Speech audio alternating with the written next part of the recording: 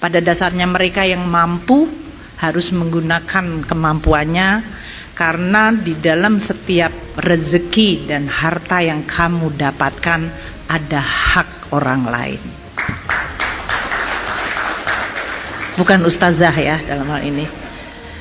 Tapi ini karena Menteri Keuangan juga dalam setiap rezeki Anda ada hak orang lain. Caranya hak orang lain itu diberikan, ada yang melalui zakat, ada yang melalui wakaf, ada yang melalui pajak.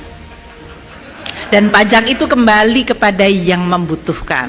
Bunda Menteri yang terhormat, Masya Allah, Tabarakallah, zakat dengan pajak memang memiliki kesamaan. Setuju banget, memang sama kok. Sama-sama mengambil harta dari yang kaya, diberikan kepada mereka yang membutuhkan. Kalau istilahnya Nabi, tu'khad min aghniyaihim wa turaddu ila fuqaraihim. Diambil dari orang kaya dan diberikan kepada orang miskin di antara mereka. Fungsi awalnya memang sama. Tapi secara hukum, Bunda Menteri yang terhormat, tentu ini merupakan dua hal yang berbeda. Disclaimer dulu ya, biar nggak salah paham ya. Saya bukan orang yang anti pajak. Jadi saya warga negara Indonesia yang baik, insya Allah kita pro terhadap pajak untuk pembangunan negara. Tapi dalam hal ini karena Bunda udah ngomongin tentang konsep fikih, tentu ada aturan main yang berlaku di dalamnya. Ya Bunda yang solihah, yang baik hati, perhatikan. Yang pertama, kalau kita bicara tentang zakat, khissatun muqaddaratun, bagian yang telah ditentukan. Jadi ada prosentase yang ditetapkan oleh Allah Subhanahu wa taala, dan di pajak itu sudah berbeda, jumlahnya sangat jauh sekali. Kemudian kalau kita pelajari min malin maksus, dari harta tertentu. Nah, kemudian pengambilan hartanya dari zakat juga ditentukan untuk harta-harta tertentu. Berbeda dengan pajak yang mungkin terlalu mengeneralisir, terlalu luas begitu ya, akan berbeda. Dan yang paling penting adalah di waktu maksus, pada waktu tertentu ada haul nisabnya. Nah, ini yang sangat membedakan Bunda. Yang keempat, yusraf li jiatin maksusah, diberikan pada kelompok orang-orang tertentu. Zakat sudah ada 8 asnaf yang termaktub dalam surah Taubah, sedangkan pajak lebih umum, termasuk punten gaji teman-teman pegawai, gaji para pejabat juga diambilkan dari pajak, dan itu nggak boleh terjadi pada uang zakat. Jadi Bunda yang dirahmati Allah Subhanahu wa taala, aturannya jauh berbeda. Gini aja dah, nih udah kasih kesimpulan ya. Kalau uang pajak, misalnya kita bayar pajak nih, kita anggap itu sebagai zakat, nggak boleh. Kalau kita bayar ini zakat dan kita niatkan itu juga sekaligus mengurangi kewajiban membayar pajak, nah itu baru diperbolehkan. Jadi kesimpulannya begitu ya, pajak lebih umum, sedangkan zakat lebih khusus. Apa yang boleh kita bayarkan sebagai niat zakat itu boleh mengurangi kewajiban pajak, tapi membayar pajak tidak boleh mengurangi kewajiban membayar zakat. Sehingga para ayahanda dan bunda solihah jangan sampai nanti tidak mau bayar zakat dengan alasan saya kan udah bayar pajak.